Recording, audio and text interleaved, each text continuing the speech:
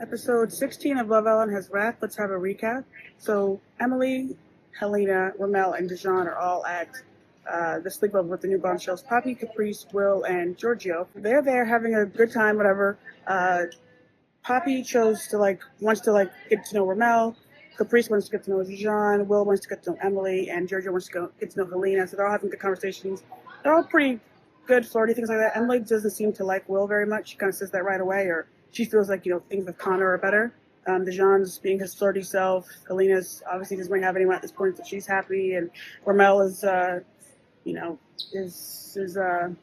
getting to know Poppy, and they hold hands a little bit. There's little things there. We'll talk about that a little bit later. Back at the villa, it's really like this episode. A lot of the villa feels like everyone thinking about the sleepover yet, but also it's kind of like the Megan, Tommy, and Connor triangle. Tommy's getting a little upset because he feels like Connor's not being very respectful, things like rubbing Megan's legs, things like that he found out. And also Harry speaks to him about something he heard from Shakir about like Connor saying he'd be coupled with Megan if he could choose right now. And some of the things maybe think like Megan is a little bit more like into it than maybe she's letting on or something like that. So he argues with Tommy a little bit. Tommy argues with Connor a little bit.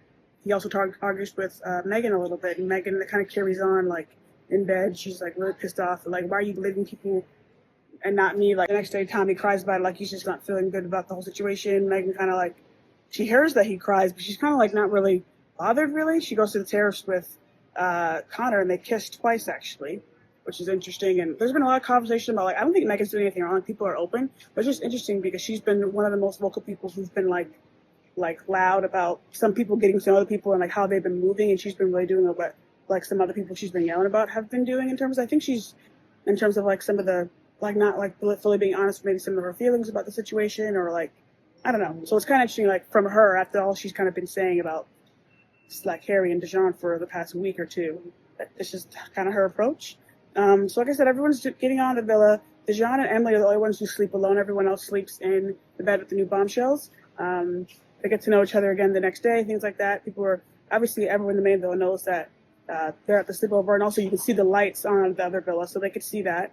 But they do get a video sent to them, a quick little video of like how things are going, and you basically see everyone flirting with each other. And Meg's upset because Dijon's saying to her like, oh, this could be something like in agreement with what she said, and Alina's upset because Ramel is basically like really laying it on, saying like, oh, like I'm not that occupied in the villa right now. Maybe you could fill that slot. There's all that going on.